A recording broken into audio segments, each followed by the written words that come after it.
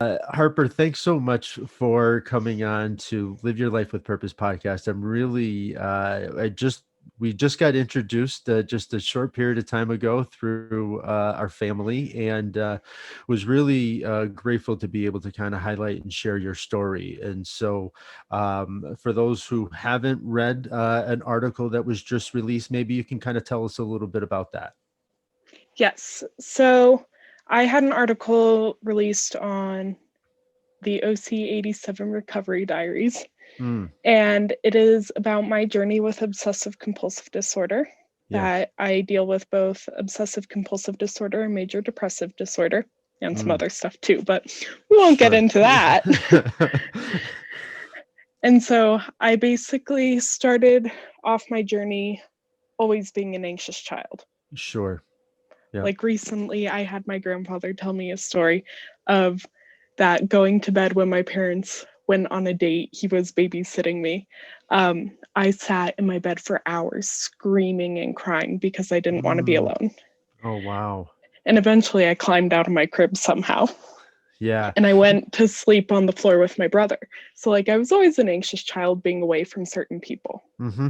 And you had said in that article that it started off with around when you were four. You saw your father Yes. had a seizure, and so that's a pretty traumatic thing because when I was taking care of my mother, she had two seizures while she was going through Alzheimer's, and that is definitely a traumatic event. As an Mm-hmm. adult, I was able to deal with that, but at four, um, that's a lot for somebody to be able to handle. Yes. So it's interesting because looking back on it, I can see my OCD actually started before I was four, Oh, at okay. like age 2 or 3. But the seizure, my dad's seizure, happened to be like the big trigger where it just kind of set the spiral of my OCD getting Yeah, worse. yeah. And so, yeah, my dad, we were actually on a family trip in France. I believe it was France at the time when he had his seizure, and we were getting on a train, and people pulled him onto the train as he was having his seizure. Oh, wow. And I remember just looking, and to no fault of my brother because he was young and trying to make sense of it as well. He goes, Sure. if you hadn't been on my dad's shoulders, he wouldn't be having the seizure. Oh, So at that moment, my OCD kind of clicked onto it's that, going, I can prevent this from happening. sure. And you couldn't have, but at the No, not time, at you all. you know, he didn't know, you didn't know. It's No. yeah, yeah. And so when people sometimes, you hear people talk about, or at least I hear people talk about OCD, and it's just like some minor things that they potentially have to do. But for you, this is a whole different level because it has kind of not allowed you to progress in other areas of your life, correct? Correct. Yeah. So OCD is characterized by two main things: obsessions and compulsions. Obsessions are unwanted thoughts, memories, urges, really any type of intrusive thought, and they cause severe anxiety and distress. Yeah. So that's really the key point you want to think when you think OCD, because most people use OCD as an adjective. Yeah. Like, I like having my pencils in a straight line. That's not Hmm. OCD. Yeah. Yeah. And I appreciate you sharing this because it is such it's one of those people who don't understand it just want to associate it with something, and Hmm. for those who are going through it, it kind of it's not a fair representation of really what somebody is going through. No. Yeah, absolutely. And so how did that progress as a child, like as you kind of grew up with this disorder? How did you, one, type of like try to handle it, and two, how did it kind of progress for you? Yeah, so it's interesting.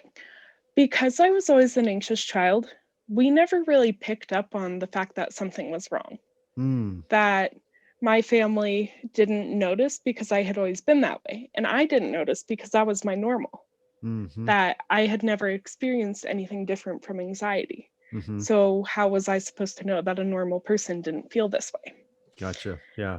And so as I grew up, I had different obsessions and compulsions like kind of grow and mix in. Like my nighttime routine started out maybe like 10, 15 minutes and grew to like 2, 3 hours by the time I was in eighth grade.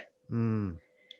And when I was in eighth grade, my grandmother passed away, who suffered from a brain tumor for 5 years. Oh, wow. And so that was one of the biggest triggers because it also triggered my depression. So when my Okay. depression got really bad, my OCD also started to gain ground as well. And it was probably like you were looking for comfort, and so you would do these things kind of over and over again, probably as like that kind of comfort level with trying for the depression, or no, not really. Like, how did the two kind of? It's complicated. So Yeah. in some ways, depression and OCD are completely connected. In other parts, they're completely disconnected. Sometimes when my depression gets really bad, my OCD is fine. Hmm. And Hmm. sometimes when my OCD is really bad, my depression gets really bad. So it really is Gotcha. a kind of mix. But at this time, it was the first time I was experiencing depression. Well, not experiencing it, but at this level, I suppose it was the first time I was Hmm. experiencing it. And it caused my anxiety to get worse because I was like, why am I feeling this way? Yeah. And when my anxiety gets worse, my OCD gets worse. So my OCD was kind of unrelated to the depression of the things I was doing, Hmm.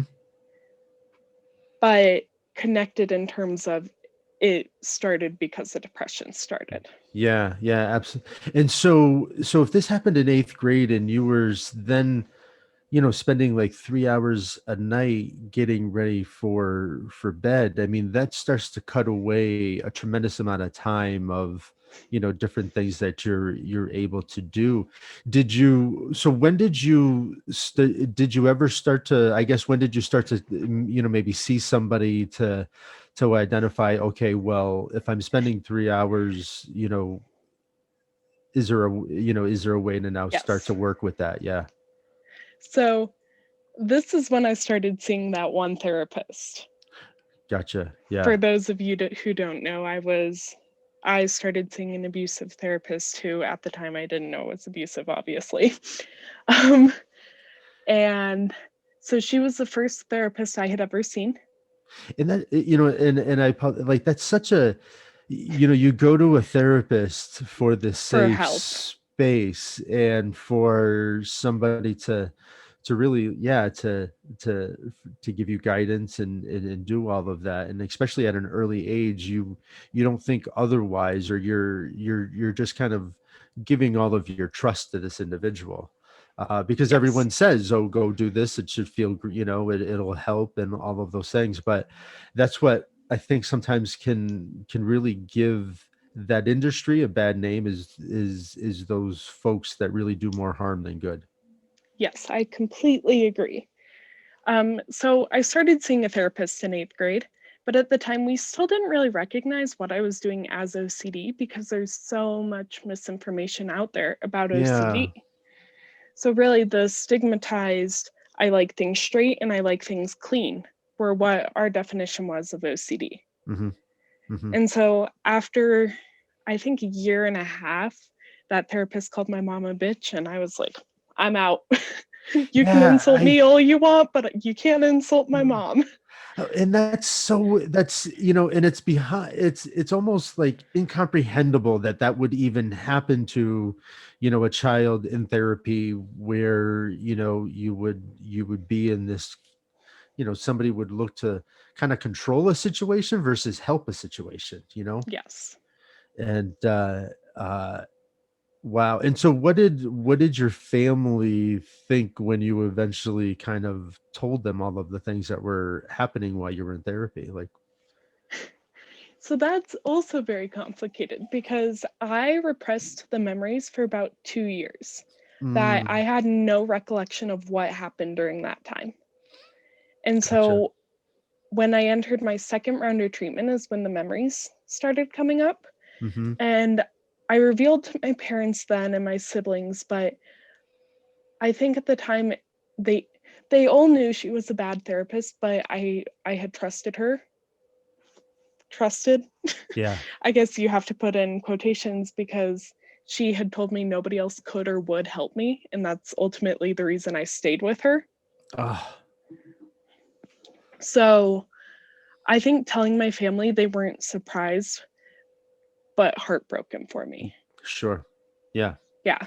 Yeah, because they would have, just like any parent, you want to protect your children, and so if they had any understanding, yeah, you'd want to stop that immediately, and then finding out afterwards where there's just nothing to be done is, yeah, it's heartbreaking because Yes. especially again, like, you have somebody that you're trusting to do these things for you, um and paying good money for. I mean, it's not like Hmm. therapy's, free. Um, and so how long between the first time you went to, or you ended therapy the first time and then started back up? What was that break like for you? So I never stopped therapy. So the Okay. minute I left that therapist, I started seeing another therapist Okay. at a hospital here in Colorado. Hmm. And that therapist, very educated on OCD. It's like, yeah, this is what this is. But at the time, my OCD was so severe that I think I was seeing him twice or three times a week. I Hmm. still wasn't getting better. Gotcha. And so he told me that, or he told my parents, I didn't really get a choice in the matter, that I needed more intensive treatment. Yeah. And so we were recommended to go to Rogers, which is like the mainstream OCD treatment in the world right now. Oh, okay. And Rogers Behavioral Health, that's the name of the hospital. And they have Yep. different locations around the US. And so I went there my first time before 11th grade, the summer going into 11th grade. And then I went again before the summer of 12th grade. So I had about a 6-month break, but I was still doing therapy at home Hmm. between those. Hmm. And then I went again the end of 12th grade, so about a year later. Okay.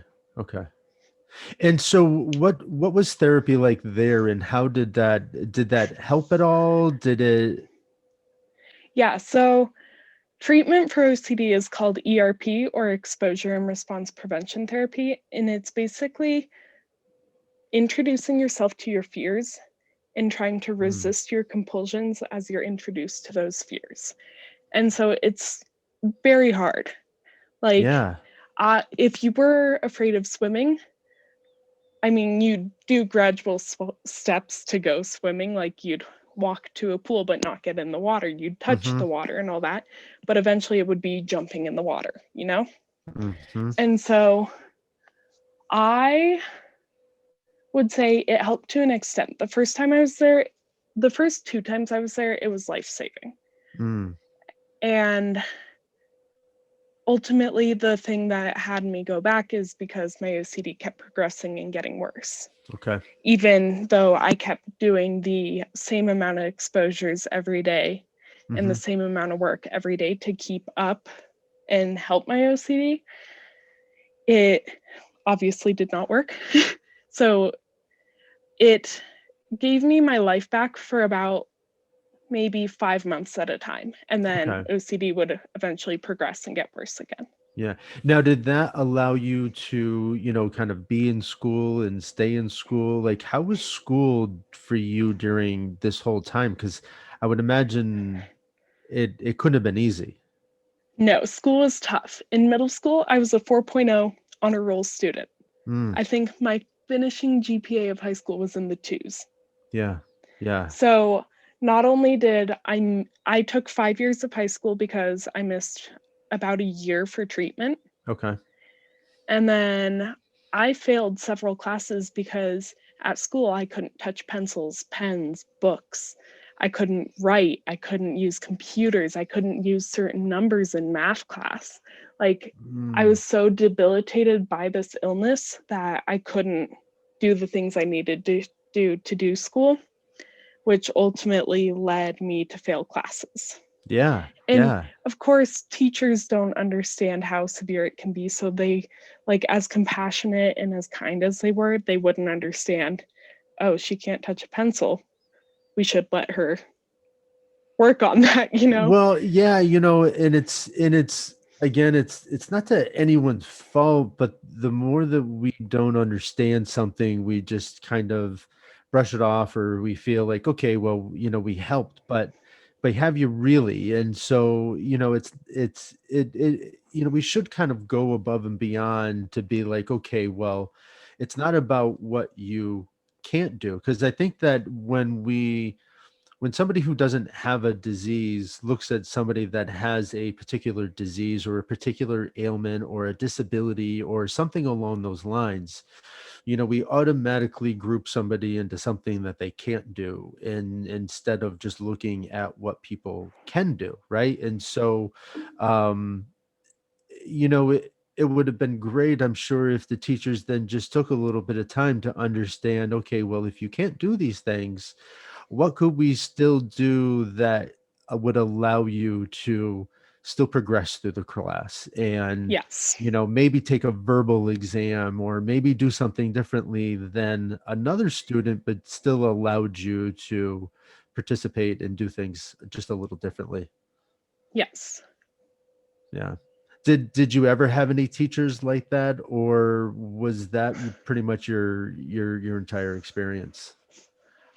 No, I had a couple amazing teachers. Two of them actually, I was failing their class by a lot.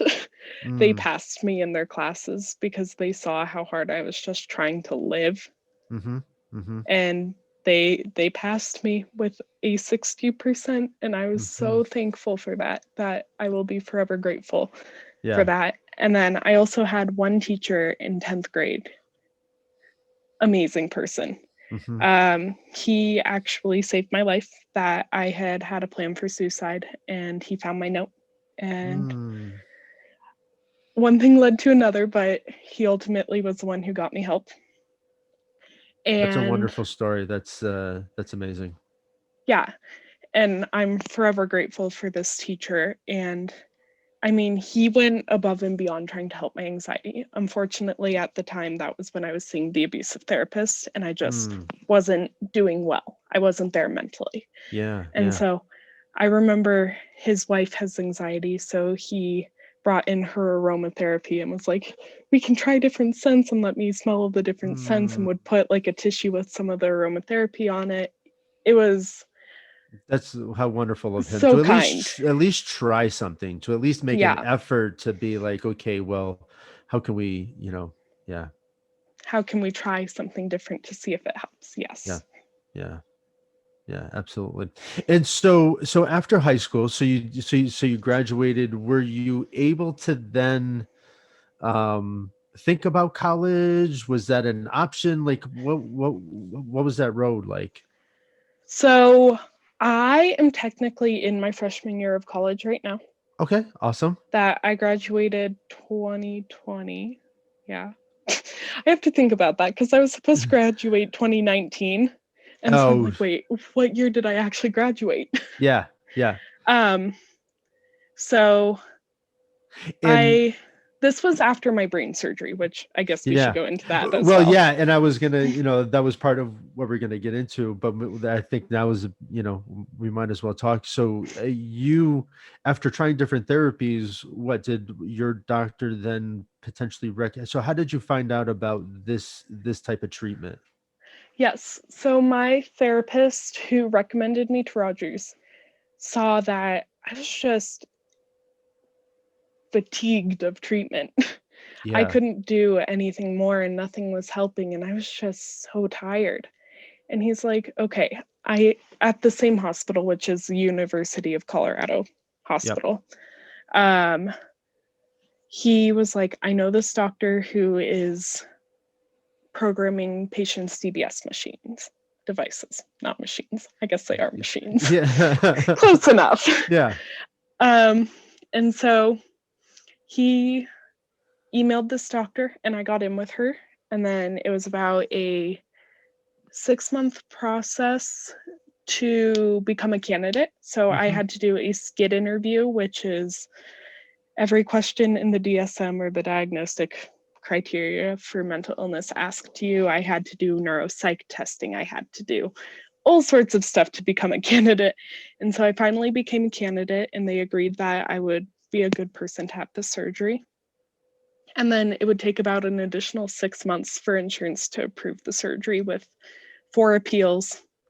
Ultimately, it was crazy. Insurance did And not want that's to approve. and it's so just even on a low end aspect of that, I have asthma. I've had asthma since I was 4 years old, and I can't take the medication that my doctor prescribes because the insurance deems it not necessary. I have to take the medication that the insurance will approve. Yes. And I, that's a huge, kind of burden, the fact that here's a treatment that will help you and obviously has helped you, that you now have to wait 6 months for and go through this entire process, for what, why, and it really doesn't Hmm. make any sense, especially when we know insurance companies make so much money. Yes. To put people through this is just ridiculous. And ultimately, insurance did not approve. So we went to an external appeal, and a doctor said, yeah, this should be standard of care. This kid obviously needs this. And insurance was forced to approve it. So, Wow, that's absolutely amazing. Absolutely amazing. So when was the surgery, and what and how was that whole, I guess, kind of process leading up to it and then afterwards? yeah, so I had 2 surgeries, one to implant the batteries and one to implant the electrodes. So, one brain surgery and then one like chest surgery, but it's not like actually chest Yeah, surgery, if that sure. makes sense. Yep. And that was December 4th and December 11th of 2019. Mm-hmm. Mm-hmm. And so after the surgeries, I recovered for about like, well, 1 week from the brain surgery. And then I went into the other surgery. And then I had to wait 2 or 3 weeks, I can't remember exactly, to have my device actually turned on to let the swelling in the brain go down. Oh, sure. Okay. And this is an experience I will never forget Mm, because as a person with major depression, I have dealt with it my entire life, but not to a recognizable point in some okay. senses. Yep. Mostly to a recognizable point from a certain point on, but not before. And so I had never smiled for no reason. Like, I have no recollection of just smiling to smile. Mm-hmm. And so when they turned on the DBS, I didn't feel anything. And I was like, oh no, I just went through Through brain all of surgery for this, nothing. yeah. Yeah. And then they changed the settings a little because apparently you don't feel it. You don't, not everyone feels it when they turn it on right away. Mm-hmm. Mm-hmm. And so they turned up the voltage on one of the sides, and I just felt I think it was either my left or right, but one of my sides of my face pulled into a smile. And you can like physically feel the muscles being pulled into a smile. And I remember sitting there going, am I going to cry or am I going to Like, smile? Am I going to laugh? Like, what am I feeling here? what is all of this emotion that is happening right now? Yeah. So it Oh, was a very wow. surreal experience. Yeah. And since then, we've been messing around with different settings, trying to find the perfect ones. And generally, OCD isn't affected by the surgery until like 5 or 6 months after the stimulation starts. Mm-hmm. So I, when I believe I was 5 or 6 months in, we did start to notice a decrease in my OCD, and my Y box score, which is the Yale Brown Obsessive Compulsive Scale, Yeah. dropped by about 43%. Oh, wow. And that was huge. That's the most it's dropped so far. And it's definitely ebbed and flowed from that on different settings. And eventually my brain adjusts to settings or builds up a tolerance. So they don't work as well. Gotcha. And so we'll have to change them or try something new or Mm-hmm. up with Mm-hmm. them. And so since then, we've just been messing around trying to find the perfect settings. That's wonderful news that all of that, happened and was successful. And so how is life now? compared to what it was like before? So Yeah. it doesn't sound like it has gone away, but it sounds like it's a little bit more manageable. No. So I still deal, I mean, in my article it said like 3 hours a day. Now I'm back up to like 4, 5, 6 hours a day, which is still so much better than every minute of every day. Yeah. Um, I would say life in general has stayed the same, Okay. which I'll elaborate. Like the craziness of my life has stayed the same. Things still happen, people still are mean. Like everything in those terms has stayed the same. What has changed? My attitude. My Mm, attitude and my desire to live.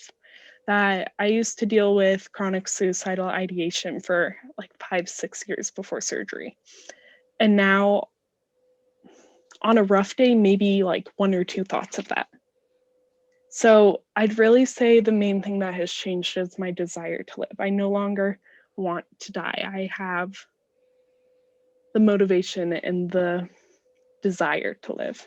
which is wonderful to hear. And it's wonderful to have that. Like, just the fact that you didn't have that before is tragic. And because, we're all a gift and we all have something to offer this world. And so it's wonderful to hear that you're, in this space. And while it's also sad to hear that there's still that discrimination and meanness and things like that you have to deal with.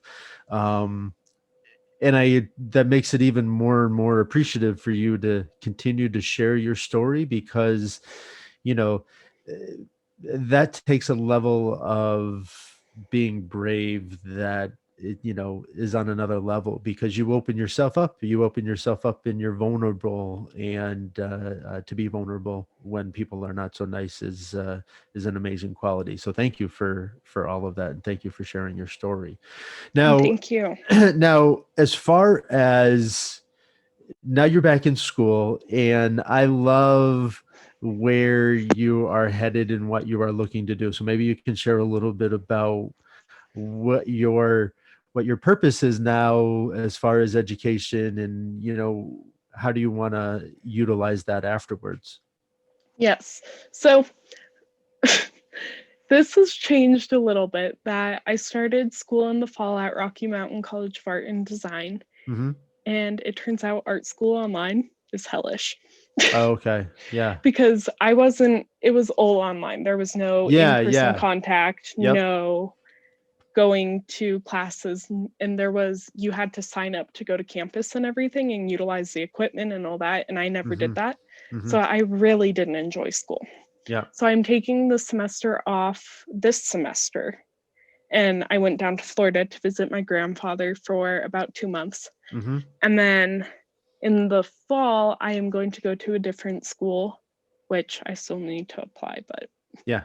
we'll get there. Yeah. um, and I am going to major in studio arts and psychology to become an art therapist.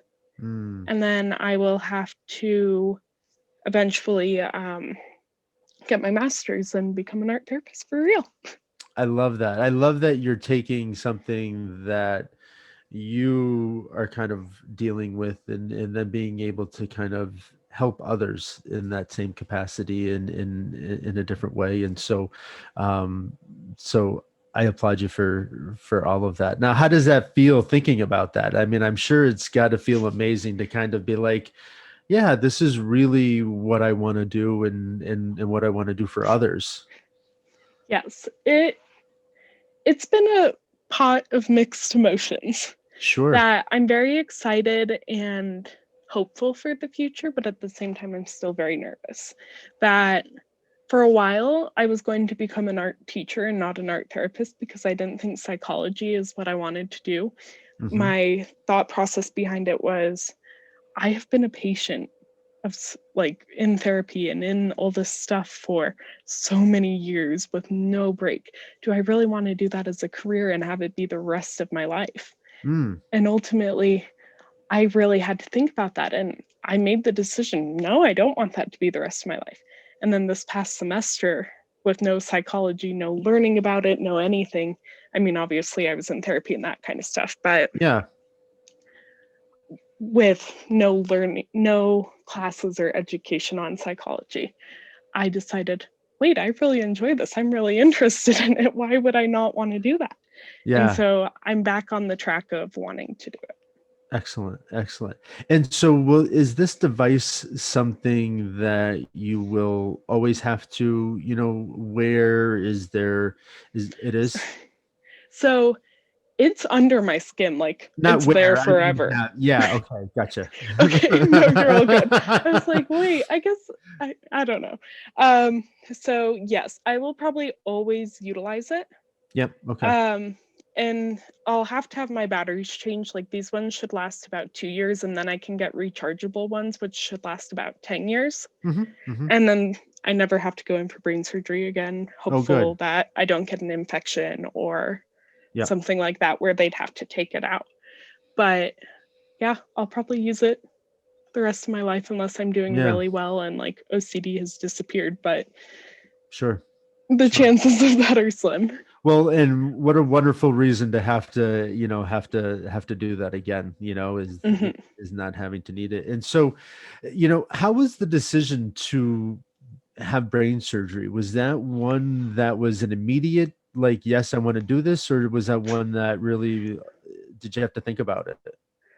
So my initial reaction when my therapist told me about the doctor programming the devices, I was like, oh, no, I'm not doing that. Brain surgery for mental illness, that's absurd. Mm, And then when I became a candidate, it no longer felt like a choice. It felt like if I ever wanted to play a functioning role in society or live the life I wanted to live, brain surgery would be the only option. yeah, yeah. And so, I guess, what do you want other people to understand? One, about the disease, and then two, just on, I guess, not necessarily like how to handle it versus, the people who are mean, or the people who, say things, or that they just shouldn't. I would say, I mean, oh, there's so many things I could say, but the first Yeah. thing I would say is you are not alone, no matter what you're dealing with. OCD affects like what, 1 in 100 people Mm, in the world.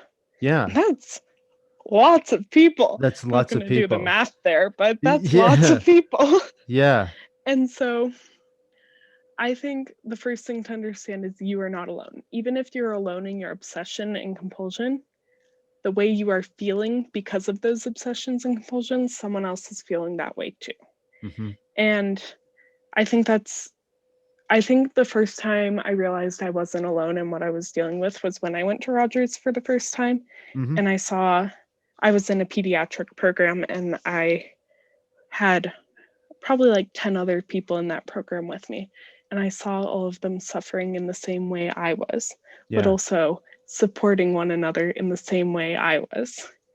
And it was just such a supportive and And enlightening experience because there's that, power in there, and yeah, there's power in that support. There's power in knowing that while this is still your journey, but knowing that you're not alone allows you to be able to, at least draw some energy from those folks as well. yes. And I'm still in touch with multiple people from treatment Oh, that we great. text either daily, monthly. We'll catch up once a year, but it will still be the same amount of support and the same amount of understanding from one another because Hmm. it's like gingers. I'm a redhead and I call it the ginger You're connection. When you see another ginger out there, you're like, oh, that I understand you. exactly. It's the same thing that when you have OCD and another person has OCD, you're kind of like, okay, I get you. I get what you're going through. Yeah. We can do this. Hmm. Excellent. And so how do you stay connected to the community? Do you do, other than going and wanting to have this, art therapy, which is I love that. Do you do anything else within, the community? I do. So I am a writer for Not Alone Notes, which is a nonprofit organization that writes letters and sends them out to people with OCD, just letting them know they're not alone. I have, I have my Instagram page, and then I'm in a group Instagram page called OCD Advocates United. And we all are kind of a community that talks and understands and tries to like raise awareness for OCD.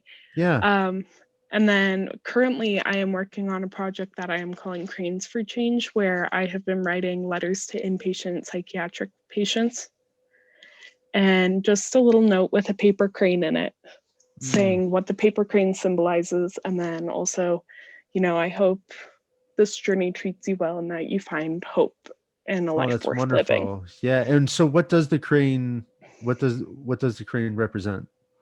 To me, so I have always used the paper crane as a symbol. I learned how to fold it in 8th grade, but I first learned the story of it in 2nd grade.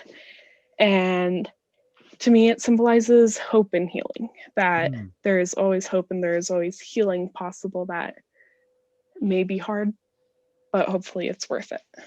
Yeah, it is. It's always worth it. It really like it's sometimes it's a harder battle for others.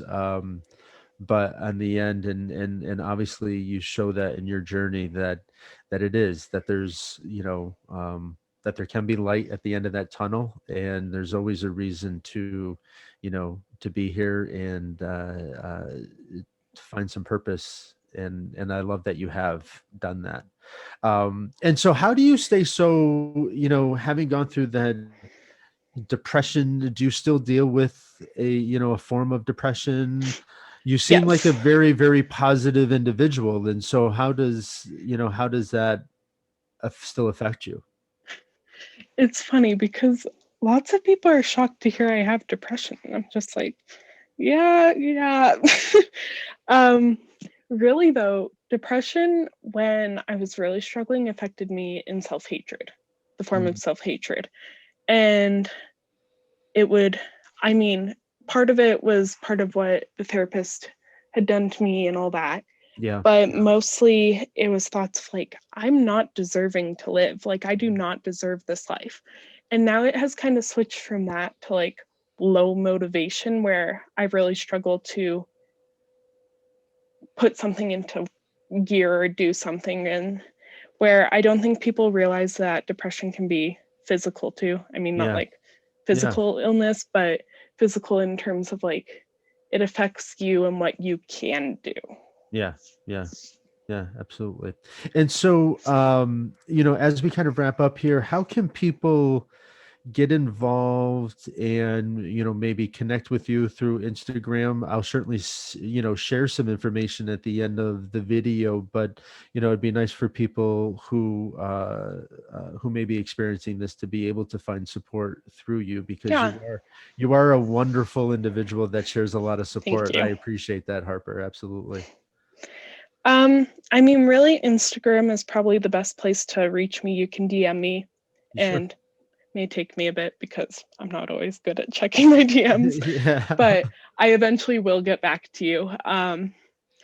And to get into the community, I'm still working on this one because I Yeah. definitely play a part in the community, but there are people out there who are doing so much more that I want to become one of those people. Yeah. And so I'd say just starting with small steps, like researching or emailing the IOCDF, which is the International OCD Foundation, Hmm. and trying to find ways you can get involved, like any small steps. Like I'm an OCD Game Changers volunteer right now, and Mm. I adore it. So just any small step that you see something OCD related, reach out and be like, hey, how can I help you? Hmm. And in that, and where your article was just published, the what is it, the OCD 87 Chronicles, or I OC don't 87 OC Recovery 80? Diaries. Yeah, and so what is that all about? Does is that a place where people are able to grab a lot of information? So I know the OC 87 Recovery Diaries is like a smaller offshoot of a film that was made. Oh, okay. And so this is just kind of a place for people to share their stories, that you submit an article. If they like it, they will reach out and contact you with an editor, and then you work with an editor. And overall, the process took a little less than a year to get my Oh, okay. article published. Yeah, Um, but I'm not quite sure that I had a great experience with them, but sure. I'm not sure how big of a role they play in the In OCD the community Gotcha. specifically. Yeah. But what a wonderful opportunity for you to be able to, kind of share your story in that capacity. Um, Yes. yeah, absolutely. Well, Harper, it was amazing to have you on. It's really been, I can't even imagine the journey that you've been on, but it's wonderful to hear that you are taking things in a different direction for yourself, and I love where you're thinking about giving back into this community in a different way now. And so, I wish you just tremendous success. Keep being the advocate that you are, because it's a wonderful thing to be able to help others, right? Thank you so much.